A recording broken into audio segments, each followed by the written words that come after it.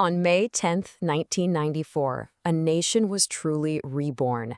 Nelson Mandela stood before the entire world, not just as a man finally free from prison, but as the first president of a new, democratic South Africa. So, how do you even begin to capture a moment like that with words? We're going to dive into that historic day, using his own powerful autobiography, Long Walk to Freedom, as our guide. Okay, so first things first, we have to get our heads around what they were overcoming. Mandela himself had a phrase for it, an extraordinary human disaster. See, apartheid wasn't just some bad policy. It was a brutal, all-consuming system designed from the ground up to dominate and oppress. It left a wound on the country that was deep, and it was meant to be permanent. And for the man who would lead his country out of that darkness, what was the personal cost? 30 years. Just let that sink in for a second. 3 decades of his life, gone. Spent as a political prisoner, all for fighting against that very system. Imagine that. So that really is the question, isn't it? After 30 years locked away, after an entire lifetime fighting a monstrous system, what do you say? When you finally stand there, victorious, what are the first words you offer your people and the world? To really feel the weight of that day, we've got to rewind a bit, back to the first decade of the 20th century. Before Mandela was even born, this structure of oppression was being carefully, deliberately built, piece by painful piece. And yeah, he doesn't pull any punches in describing it. This wasn't just unfair. Mandela calls it one of the most cruel societies the world has ever seen. This is the rock bottom from which the new South Africa had to climb. But here's the thing, that system wasn't built to last. So now, let's jump forward to that bright and clear morning, May 10th, 1994. The day of the inauguration. The day it all changed. Now, the location itself, wow, it was loaded with symbolism. The Union buildings in Pretoria weren't just some random government building.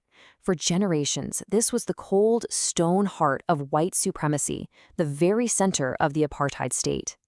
But on this day, that same place was completely transformed. It became what Mandela called a rainbow gathering, this beautiful, vibrant explosion of different peoples, different nations, finally coming together on their own land. And you've got to understand, this was not just a local event.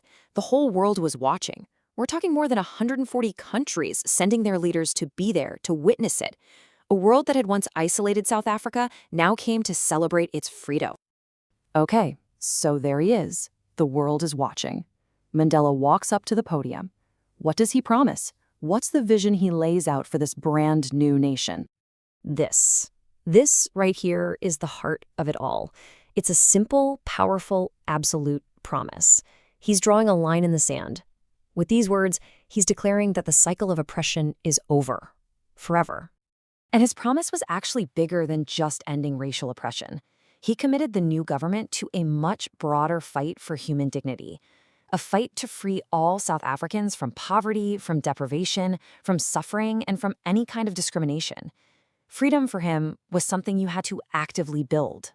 But a victory like this, it never comes for free, right? And in his speech, Mandela made sure to turn and honor the people who paid that price, the thousands who sacrificed everything to make that day even possible.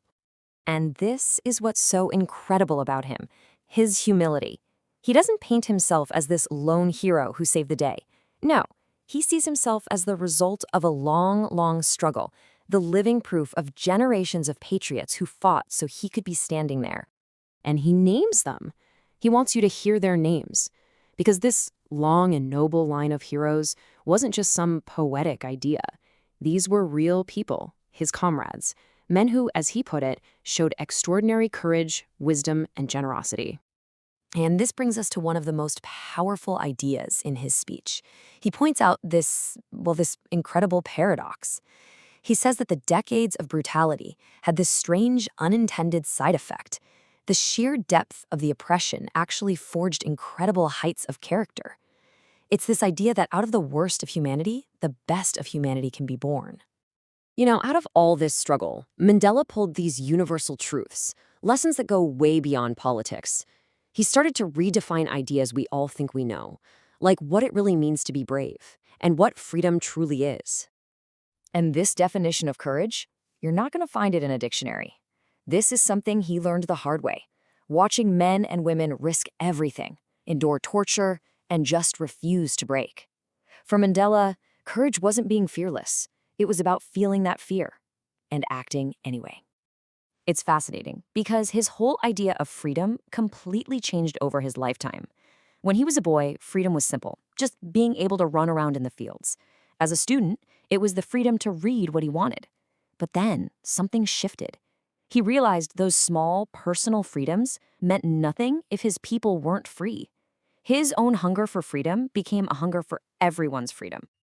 And that's where it all clicks into place for him. This idea that freedom is indivisible. You can't chop it up.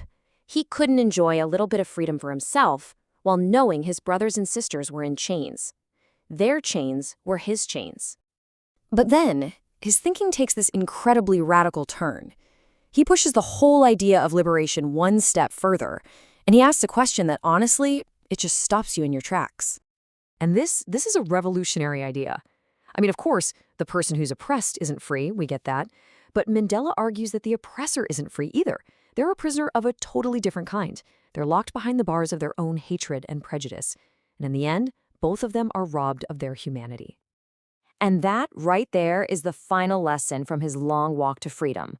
True liberation isn't just about breaking the chains for the oppressed. It's also about freeing the oppressor. It's about restoring the humanity that gets lost on both sides of the bars. And that leaves us with a pretty big question. What does that kind of freedom demand from all of us?